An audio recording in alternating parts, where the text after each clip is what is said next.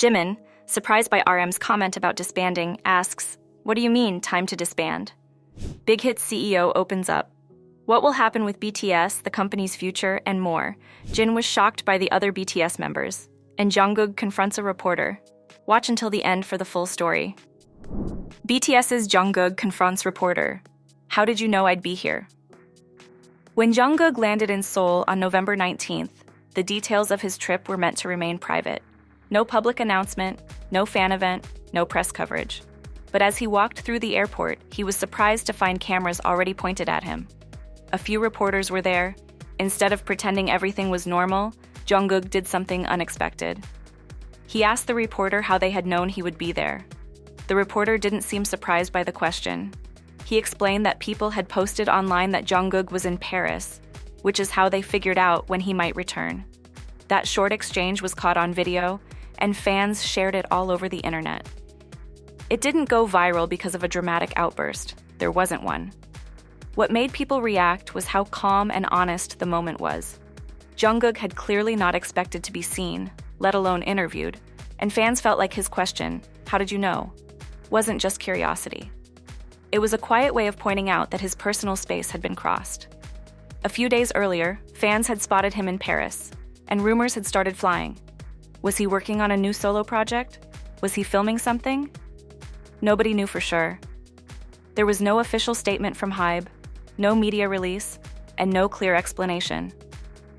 The only thing people had to go on were blurry photos and speculation online. In the K-pop world, there's an unspoken rule about flight information. When idols travel for public reasons, like concerts, award shows, or partnerships with big brands, the media usually knows in advance. Their arrivals are almost events in themselves, with fans and reporters filling the airport to see them. But when idols travel privately, it's understood that those trips should stay off the radar.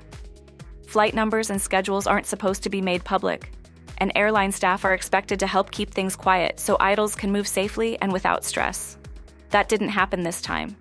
The fact that reporters were waiting at the airport suggested that someone leaked Jungkook's schedule.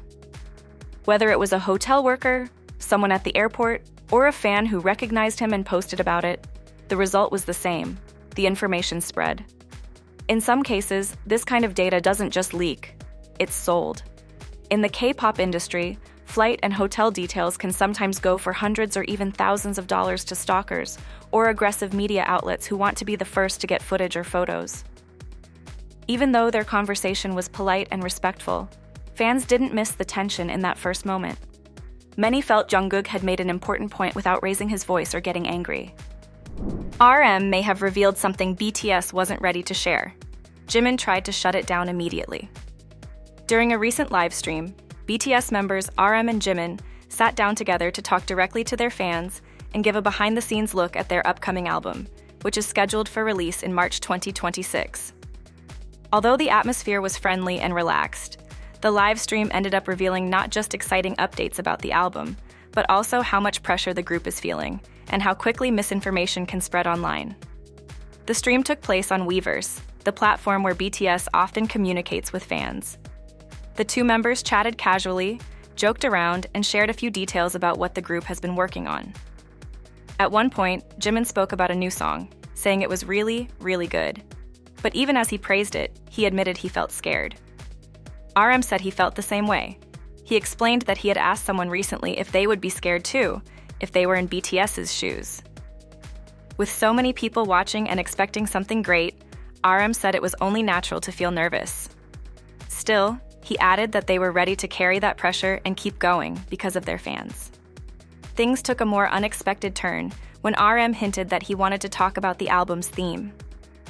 Jimin clearly didn't want him to spill too much and tried to stop him, but RM kept talking anyway. He said he was going to share something about the theme. But just seconds later, the platform's auto-translation system kicked in and changed his words into something totally different. It translated what RM said as the theme of the New Year's spring. That small error was enough to set off a wave of rumors online. Fans quickly jumped to conclusions, assuming RM had just confirmed that spring would be the theme of the album.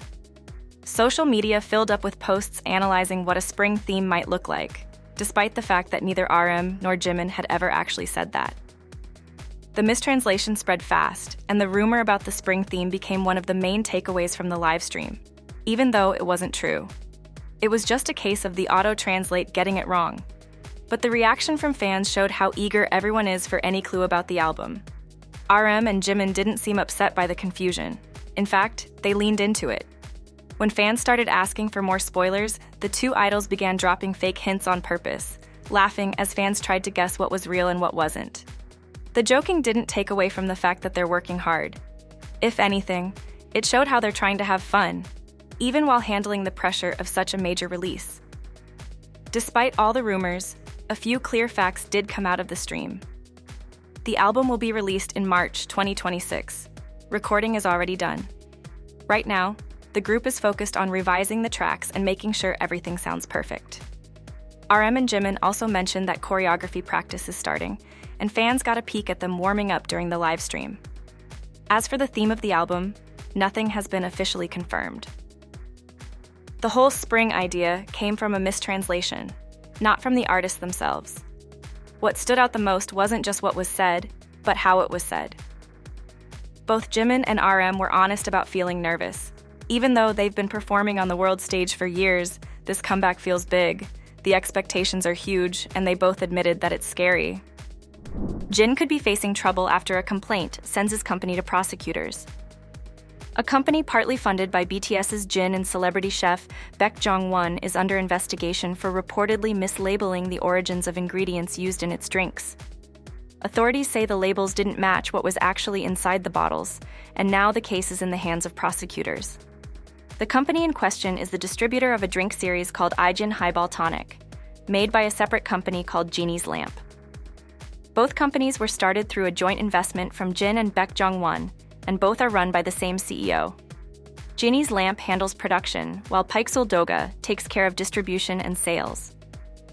The problem started when customers noticed that two flavors, plum and watermelon, were advertised online as being made with fruits grown in Korea. But after a closer look, it turned out those ingredients were actually imported. The plum concentrate came from Chile, and the watermelon concentrate came from the United States. South Korea has strict rules when it comes to food labeling, especially when it comes to where ingredients come from. The law says that if a processed food is going to be labeled as domestically sourced, all ingredients, except things like water, alcohol, sugar, and additives, have to be from South Korea. If any major ingredient is imported, the label has to reflect that clearly. The goal is to make sure customers aren't misled about what they're buying. In this case, government officials from the National Agricultural Products Quality Management Service, NAQS, decided that the online listings may have created confusion. While the labels on the actual bottles were correct, the online product descriptions made it sound like the drinks used all Korean ingredients. That's when a formal complaint was filed. On November 21st, the Yesan branch of NAQS confirmed they had sent the case to the prosecutor's office. One employee from the company was also referred for possible charges. Genie's Lamp responded by saying the problem was only with the website, not the drinks themselves. A representative explained that when the product pages were being created, they accidentally used the same ingredient list across different flavors. This mistake led to incorrect descriptions being shown online. They added that as soon as the issue was spotted, the listings were fixed. That update happened in September, about 9 months after the drinks first went on sale in December of the previous year. But even if the mistake was unintentional, the penalty could be serious. However, one person pointed out that Jin is just an investor, not someone managing the company or handling its marketing. They said it didn't make sense to demand a statement from him when the company already admitted the mistake and explained how it happened. They also argued that it wasn't fair to blame Jin while ignoring Baek, who not only co-invested but also serves as CEO.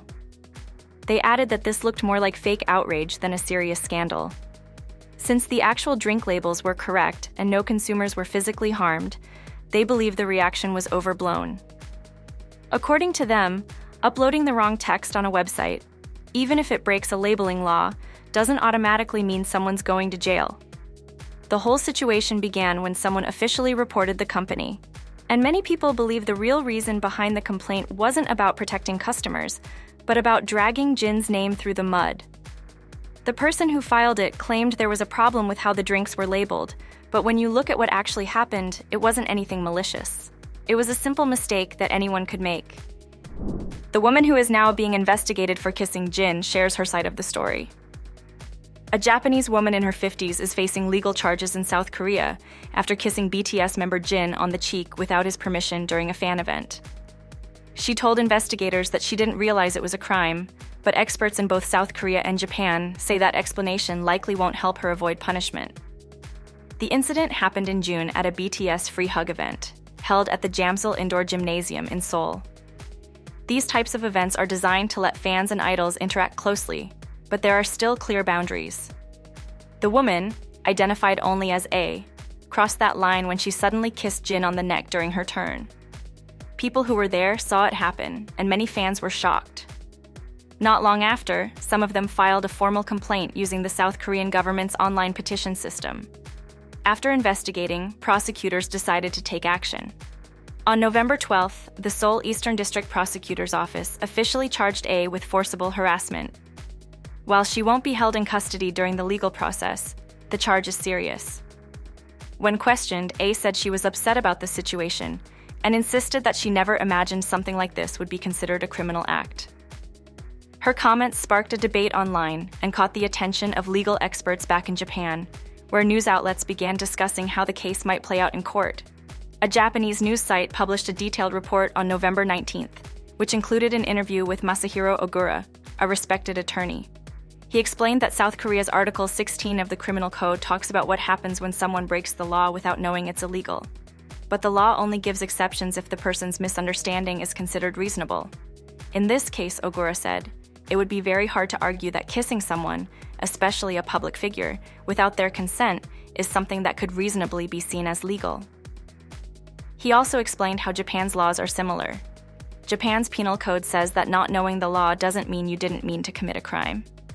Courts might reduce a sentence if there's a strong reason to believe someone truly misunderstood the situation, but only if that misunderstanding makes sense under normal standards. Ogura believes that since the woman clearly kissed Jin on purpose, and since it was in a public space where consent is expected, her excuse wouldn't count as a valid reason to reduce her sentence. Even though A hasn't been arrested, she could still face harsh consequences. In South Korea, someone found guilty of forcible harassment can face fines or even prison time, depending on the circumstances. The fact that the prosecutors decided to indict her shows that they believe the case is serious and not just a simple mistake. As of now, no court date has been announced. Prosecutors will continue preparing the case, and it will be up to a judge to decide what happens next. If convicted, A could face both financial penalties and jail time under South Korean law. In the end, legal experts in both countries agree on one thing. Saying, "I didn't know it was illegal," is not a free pass. Whether someone is a tourist or a local, the law still applies. And when it comes to touching someone without their consent, the rules are clear. Jimin, surprised by RM's comment about disbanding, asks, "What do you mean time to disband?" Jimin and RM turned an ordinary live stream into an unforgettable moment on November 21st, mixing humor with behind-the-scenes updates, and even joking about disbanding the group, all because of a technical glitch that briefly showed only one person watching. The livestream began shortly after the two had wrapped up rehearsals with Jin. Jimin and RM were clearly in a good mood, exchanging fist bumps and goofing around. But things took a funny turn when Jimin noticed the viewer count. "Only one person joined," he said in disbelief, lying on the floor and laughing. RM, trying to reassure him, responded calmly, "It usually takes some time for the viewer count to load." Jimin, still baffled, joked, "The network doesn't really work here, but there's really just one viewer." Not wanting to waste the comedy of the moment, RM pushed the joke further and said, "Let's call it quits on our team. Time to disband?" Jimin shot up immediately, laughing and pushing RM away, asking, "What do you mean, time to disband?" RM, still committed to the bit, replied, "Because there's no one to watch us now." Fans watching the stream knew right away it was all in good fun. While some were surprised by the sudden mention of disbandment, most understood it was sarcasm, a playful jab at the temporary glitch, not a real announcement. In fact, many fans felt the moment showed just how strong and relaxed the group is. The ability to laugh about something that serious, even as a joke, showed their deep bond. Soon after, Jin joined the stream through the comments and teased the duo for going live right after he left. RM and Jimin confirmed they had been practicing old songs with him moments before the live stream started. That led to more talk about the group's upcoming album. RM praised Jimin's vocals on their latest tracks, saying, "I was surprised, clearly impressed by his performance in the studio." Jimin, in turn, highlighted V's singing, saying he had been sounding especially good during their recent sessions. The next BTS album has been in the works for months. During the live stream, the two hinted at both excitement and nerves. In earlier interviews, Jin had revealed that while he was on his solo tour, the other members were working hard in Los Angeles. When he finally rejoined them and heard what they'd created, he said he was taken aback by how complete and high quality the songs already were.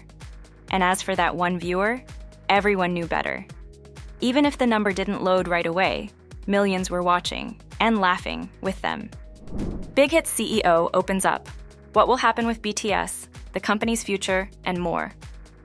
BTS is finally returning as a full group in March 2026, marking their first comeback in nearly 4 years. But along with the excitement, there's also growing concern about whether their label, BigHit Music, is fully prepared to support the group the way they deserve. Shin Song-jong, the CEO of BigHit Music, recently gave an interview to Music Business Worldwide where she spoke about the upcoming comeback and the label's priorities. She explained that the biggest challenge isn't just about making hit songs or breaking records. It's about making sure BTS's music still feels real and emotionally powerful, the kind of music that doesn't just follow trends but says something lasting. She sees BTS not just as a successful group but as cultural icons, and believes this comeback should reflect everything they've built so far. According to Shin, the company is focused on helping BTS continue their story in a way that feels honest and meaningful. The comeback is seen as a chance for the group to reconnect deeply with their fans. She stressed that Big Hit is committed to supporting them throughout this process. But her comments sparked mixed reactions among BTS fans. While some fans welcomed the statements and expressed hope that the label would give BTS their full attention, others were more skeptical. Many pointed out that over the past 2 years, the label seemed inconsistent in how it handled the members' solo promotions. Some felt certain members received far less attention and resources compared to others, and that the label's focus seemed scattered. The concern grew when Shin confirmed that Big Hit is currently managing 3 active boy groups: BTS, TXT, which debuted in 2019, and Cordis, a 5-member group that launched earlier this year. Some fans worry that juggling 3 groups at once could mean BTS won't get the level of support they need for such a major comeback. They argue that BTS built the foundation of Big Hit's global success, and now that they're back as a full team, they should be the company's top priority. Fans expressed their frustrations online. Some said it felt unfair that the group responsible for putting the label on the map might not be receiving the attention they've earned. Others demanded that Big Hit deliver a perfect comeback to make up for what they saw as years of silence and underpromotion. In the same interview, Shin also outlined her broader vision for Big Hit Music. She wants the label to attract a wide range of talented artists who value individuality and growth. Her goal is to build an environment where each artist can express their unique story while still being part of something larger. Over the past few years, HYBE has expanded quickly, buying other labels, debuting new groups, and investing in tech. But as the company gets bigger, fans are watching closely to see if its original artists, especially BTS, still get the recognition and support they deserve. For BTS, this comeback is more than just another album. It's a turning point. After completing military service, working on solo projects, and spending years apart, the group is finally coming together again. Whether the label lives up to those expectations remains to be seen. But one thing is certain: BTS's return in 2026 will be one of the most closely watched comebacks in K-pop history. Not just because of the music, but because of everything it represents. Jin was shocked by the other BTS members. All 7 members reunited in Los Angeles, where they've been living together under one roof while recording and writing new music. For the fans who've waited through military service, solo tours, and separate schedules, this marks the beginning of a new era. Most of the members jumped straight into creating music once they arrived in LA, but Jin had to join a bit later. He was on his own solo world tour, performing in sold-out arenas across 10 cities. Once that wrapped up, he flew out to reunite with the rest of BTS. And when he heard the music they had already finished without him, he was honestly blown away. In an interview with Spur magazine, Jin explained how shocked he was by the song's quality. He said the music sounded so polished and emotional that it reminded him just how gifted his fellow members are. After being apart, hearing their work made him feel proud and lucky to be part of the team again. BTS's return is something fans have been waiting for since the group started military enlistment back in 2022. Now that all of them are discharged, they've officially switched back into album mode. According to updates from the studio, the group has already completed most of the recording. Right now, they're going over the songs again, revising and improving them before the final release. Meanwhile, Jin is still making waves with his solo work. He recently announced that his tour movie is coming to theaters worldwide starting December 27th. The film will give fans a full look at his solo tour journey, from emotional moments backstage to high-energy performances in front of massive crowds. The movie covers 20 performances in 10 cities and will show fans a new side of Jin as a solo artist. So far, his tour has been a big success, with strong ticket sales and lots of attention from global media. Now, with both a movie on the way and a BTS group comeback in progress, fans will get to see two sides of him: Jin the solo performer, and Jin the oldest member of BTS back with the team. As March 2026 gets closer, all eyes are on BTS. There's no official teaser or track list yet, but fans already know this won't be just any release. The members have gone through a lot since their last group album: military duty, solo careers, and time apart. Their reunion in Los Angeles, living and working together again, hints at something deeply personal and powerful in the making. BTS has already changed the global music scene once. Now they're back to do it again.